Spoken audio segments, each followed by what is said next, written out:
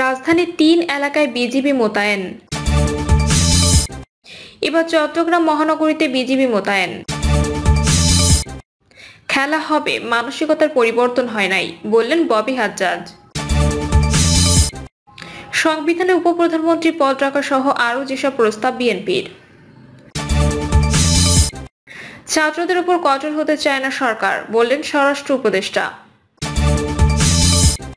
চিন্ময়কে মুক্তি না দিলে বাংলাদেশ সীমান্ত অবরোধের হুমকি বিজেপির। শুনছিলেন সংবাদ শিরোনাম, এবারে বিস্তারিত। রাজধানীর ৩ এলাকায় বিজিবি মোতায়েন। আইন শৃঙ্খলা পরিস্থিতি স্বাভাবিক রাখতে রাজধানীর ৩ এলাকায় বিজিবি মোতায়েন করা হয়েছে। এ তথ্য নিশ্চিত করেছেন বিজিবির জনসংযোগ কর্মকর্তা মোহাম্মদ শরীফুল ইসলাম। তিনি জানান, আইন শৃঙ্খলা পরিস্থিতি স্বাভাবিক রাখতে রাজধানীর শাহবাগ, মৎস্য ভবন ও হোটেল ইন্টারকন্টিনেন্টাল এলাকায় ৪ প্লাটুন বিজিবি মোতায়েন করা হয়েছে। চট্টগ্রাম মহানগরীতে বিজিবি মোতায়েন। আইন শৃঙ্খলা পরিস্থিতি স্বাভাবিক রাখতে রাজধানী ঢাকার পর এবার চট্টগ্রাম মহানগরীতে বিজিবি মোতায়েন করা হয়েছে। বিকেলে এ তথ্য নিশ্চিত করেছেন বিজিবির জনসংযোগ কর্মকর্তা মোহাম্মদ শরীফুল ইসলাম। তিনি জানান, আইন শৃঙ্খলা পরিস্থিতি স্বাভাবিক রাখতে চট্টগ্রাম মহানগরীতে ৬ প্লাটুন বিজিবি মোতায়েন করা হয়েছে। খেলা হবে, মানসিকতার পরিবর্তন হয় নাই, বললেন ববি হাজ্জাজ। দেশকে পরিকল্পিতভাবে অস্থিতিশীল করার ষড়যন্ত্র চলছে উল্লেখ করে জাতীয়তাবাদী গণতান্ত্রিক আন্দোলন চেয়ারম্যান ববি হাজ্জাজ বলেছেন, পরাজিত আওয়ামী ফ্যাসিবাদের দোসররা তাদের পলাতক নেত্রী হাসিনার প্রতিশোধ স্পৃহা বাস্তবায়ন করতে রাজধানী ঢাকাতে কেন্দ্র করে পরিকল্পিতভাবে নৈরাজ্য এবং বিশৃঙ্খলা তৈরি করেছে। গুম, খুন এবং লুটপাটের মাস্টারমাইন্ড ওবায়দুল কাদের নানকরা কর্মীদের মধ্যে যে খেলা হবে মানসিকতা তৈরি করেছিল, সেটার পরিবর্তন হয় নাই। পতিত স্বৈরাচার হাসিনা এখনো খুনের নেশায় উন্মাদ হয়ে আছেন। তিনি বলেন, ঢাকায় বিভিন্ন কলেজের শিক্ষার্থীদের মধ্যকার সহিংসতার ঘটনা ২৪শে এর গণ অভ্যুত্থানের মূলমন্ত্র বিরোধী। ছাত্রদের ভিতরে ছাত্রলীগ, যুবলীগের সন্ত্রাসীরা অনুপ্রবেশ করে এবং উস্কানি দিয়ে একের পর এক অঘটনের জন্ম দিচ্ছে। একদিকে সাধারণ মানুষের টাকার লোভ দেখিয়ে শাহবাগে আনা হচ্ছে, অন্যদিকে ইসকনকে ব্যবহার করে আবারও সংখ্যালঘু কার্ড খেলার চেষ্টা করছে পরাজিত শক্তি। এসব ঘটনায় দায়ীদের খুঁজে বের করতে সাঁড়াশি অভিযান চালানো হবে। প্রশাসনে আওয়ামী দোসররা ষড়যন্ত্রে লিপ্ত রয়েছে বলে অভিযোগ করে ববি হাজ্জাজ বলেন, অন্তর্বর্তীকালীন সরকার প্রশাসনের স্থবিরতা দূর করতে যখনই দৃশ্যমান পদক্ষেপ নেওয়া শুরু করেছে, তখনই ফ্যাসিবাদের অনুগতরা ষড়যন্ত্রের নীল নকশা আঁকছে। সচিবালয় থেকে শুরু করে মাঠ পর্যায়ে প্রশাসনে শুদ্ধি অভিযান চালাতে হবে। প্রয়োজনে অবসরে যাওয়া বিতর্কমুক্ত কর্মকর্তা এবং নাগরিক সমাজ থেকে যোগ্য লোকদের বাছাই করে সাময়িক বিভিন্ন দায়িত্ব প্রদান করা যেতে পারে।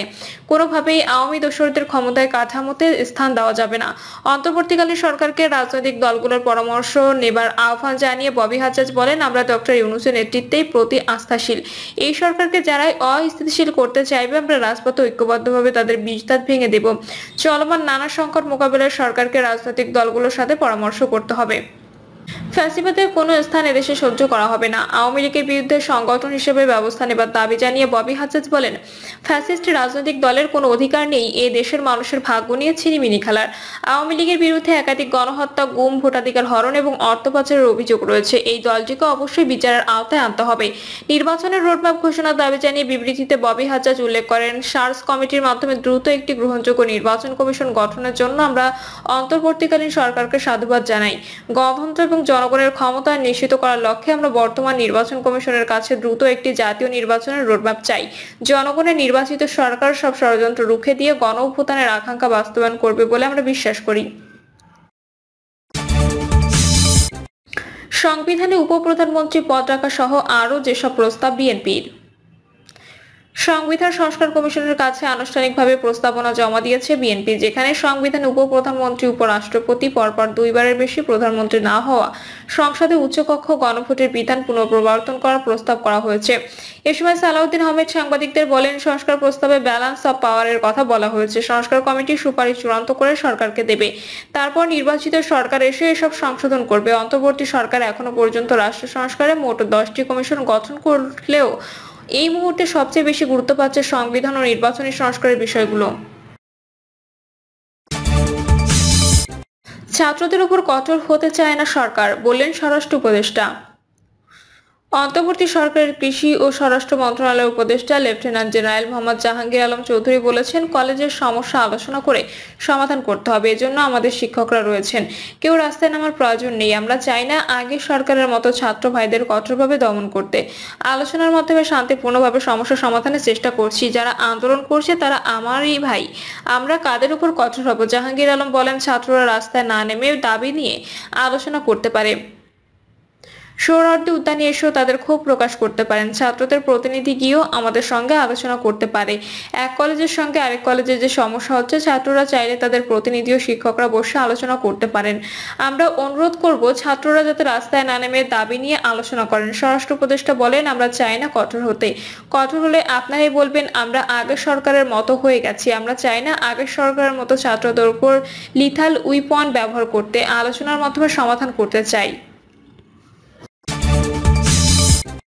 চিন্ময়কে মুক্তি না দিলে বাংলাদেশ সীমান্ত অবরোধের হুমকি বিজেপির। বাংলাদেশ সম্মিলিত সনাতনী জাগরণ জোটের মুখপাত্র ইসকন নেতা চিন্ময় কৃষ্ণ দাসের মুক্তি দাবি করেছে ভারতের পশ্চিমবঙ্গ রাজ্য বিজেপি। এমনকি তাকে মুক্তি না দিলে বাংলাদেশ সীমান্ত সনাতনীরা অবরোধ করবে বলে হুমকি দিয়েছেন রাজ্যটির বিরোধী দল নেতা শুভেন্দু অধিকারী। একই সঙ্গে কলকাতার বাংলাদেশ ডেপুটি হাইকমিশনের সামনে বিক্ষোভেরও হুমকি দিয়েছেন তিনি। বিকেল 4:30টার দিকে বাংলাদেশ সনাতন জাগরণ মঞ্চের মুখপাত্র ও চট্টগ্রামের পুন্ডরিক ধামের অধ্যক্ষ চিন্ময় কৃষ্ণ দাস ব্রহ্মচারীকে রাজধানীর বিমানবন্দর এলাকা থেকে হেফাজতে নেয় ঢাকা মহানগর গোয়েন্দা পুলিশ। পরে তাকে গ্রেপ্তার দেখানো হয়। পরে ইসকনের নেতা চিন্ময় কৃষ্ণ দাসের গ্রেপ্তার নিয়ে উদ্বেগ প্রকাশ করে রাতে বিজেপি নেতা শুভেন্দু অধিকারী সাংবাদিকদের কাছে দাবি করেন, বাংলাদেশের অন্তর্বর্তী সরকার হিন্দুদের উপর অত্যাচার করছে। এমনকি বাংলাদেশি হিন্দুদের অস্তিত্ব রক্ষার নেতা চিন্ময় কৃষ্ণ প্রভুকে ইউনূস সরকার গ্রেপ্তার করেছে।